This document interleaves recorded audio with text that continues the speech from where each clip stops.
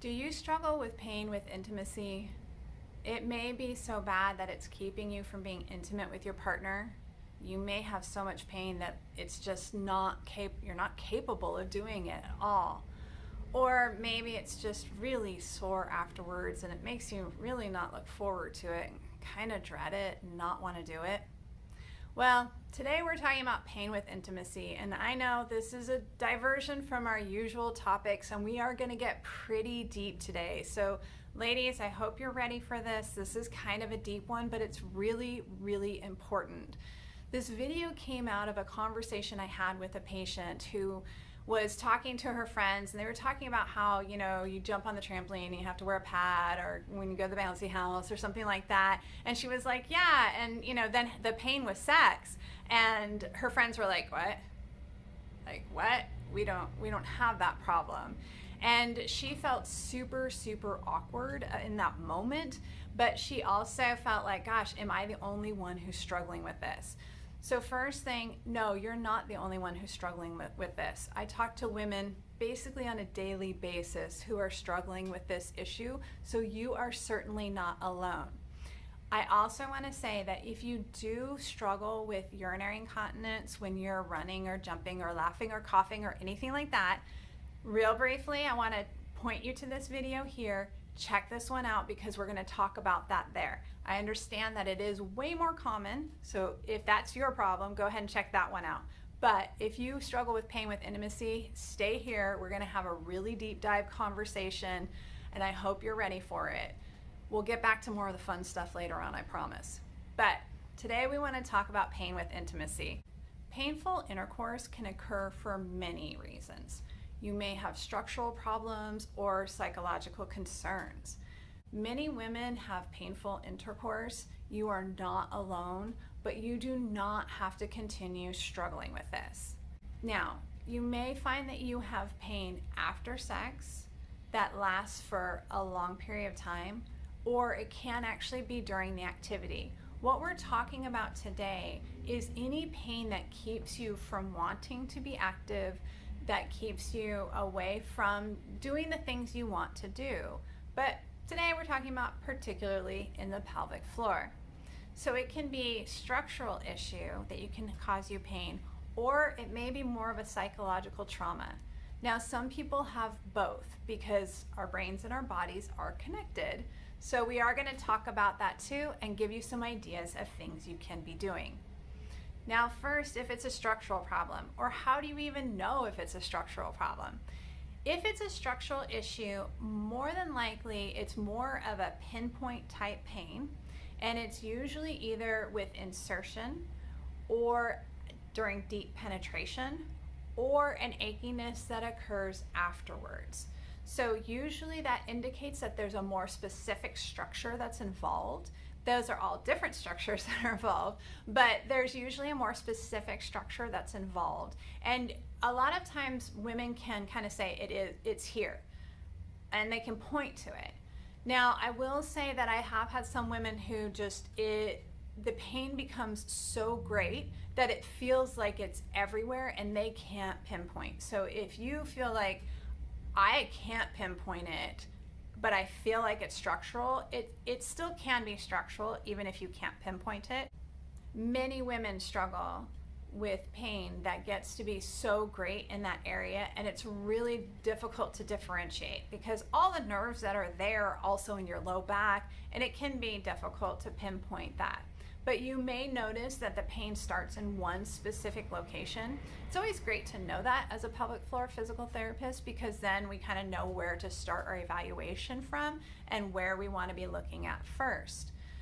Now, if you are struggling with a structural issue that's causing your pain, I do want you to seek out the help of a pelvic floor physical therapist, preferably someone who has a very holistic point of view, because the pelvic floor takes stress from a lot of areas, from the hips, from the abdominals, from the low back, from the diaphragm, from that whole region. And we want someone who's going to look at your entire picture. So if your hips aren't moving correctly, that puts stress on your pelvic floor. If you have stress on your pelvic floor, that makes it tight, which can make it painful with intimacy. But if you don't deal with the hip issue and the tension that's going on in there, it's never going to relieve the pelvic floor tension in the long term, no matter how much you work on the pelvic floor. So that's why it's important to really take a holistic point of view, work with a pelvic floor specialist who is specifically trained to be able to deal with this issue. Not all PTs are trained the same way, and definitely when it comes to the pelvic floor. In PT school, we get just a little bit of training. I mean, obviously we understand pelvic floor, muscles, it's attaching here, stuff like that. Like the biomechanics we understand, but how to actually treat it, it is different than other areas of the body. So make sure you're seeing a pelvic floor specialist, but definitely make sure that they have that holistic point of view, because you want to make sure that you're getting the treatment that's not only going to solve this problem, but it's going to keep this problem from coming back. Now, if you are having pain even in anticipation of sex, or if it lasts for a long period of time afterwards and you don't feel like there's anything you can do to decrease it, you may be struggling more with a psychological concern regarding sex and intimacy. If this is true, obviously this is outside of my scope of practice, so I reached out to my friend who is a professional counselor and asked her what she would like me to tell you. The question I asked her was, is there still such a thing as sex therapists? Like, those used to be a thing back in the day, but like I wasn't sure if it was still a thing. So she said yes, that there are sex therapists still, and if you feel like this is the primary issue that you want to deal with, it may be really helpful to deal with someone specifically on this. However, she did mention that many therapists are trained to be able to deal with the trauma and pain that comes with intimacy. So if you are currently seeing a counselor, then I recommend that you ask them about it. Is this something that they feel comfortable walking through with you and working on with you? Now, if you haven't found a counselor yet, the idea of a sex therapist is a little for you. She did say that many counselors are trained in this, more than you would necessarily think, and potentially more than would advertise that fact. So find someone who you feel comfortable with, but be really upfront and talk to them and say, hey, this is the issue that I'm going to need to be addressing. Just make sure that they feel comfortable on working with that with you. Now, I have had many patients who do have not only structural issues, but there are psychological traumas that they are processing through at the same time. Now, obviously, counselors are not able to talk to PTs directly, which is understandable, but it can make it a little bit challenging because you don't know what the patient is walking through. So if you feel comfortable talking to your PT about what you're talking about in counseling, I can tell you it will be really, really helpful.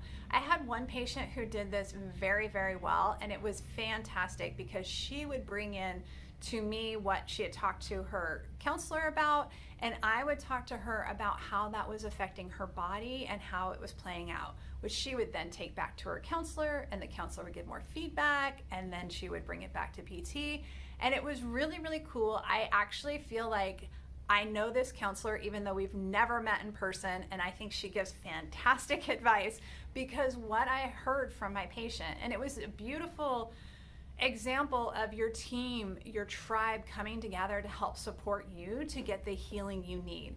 So if you feel comfortable talking to your PT about what you're talking about in counseling, at least the parts that might apply to what the PT is dealing with, I strongly encourage you to do that because it's helpful to have that feedback and to be able to explain how that's playing out in your body. Our minds control our bodies, but our bodies also control our minds. If you're having pain in your body, obviously it's difficult to be clear-headed, right? That's pretty obvious.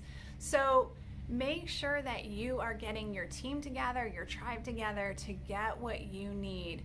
So if you are struggling with pain with intimacy, there are definitely people who can help you. You do not need to struggle alone, and there is something that can be done. The next best step is to reach out to either a pelvic floor physical therapist or a counselor, whichever you feel is the best first step for you, to start addressing this issue, because you deserve to live a life where you can enjoy the activities you want to without pain, even afterwards. Now, if you wanted to watch that urinary incontinence video, I definitely encourage you to watch that here, or I'd love to have you click subscribe. Have a great day, everyone. Bye-bye.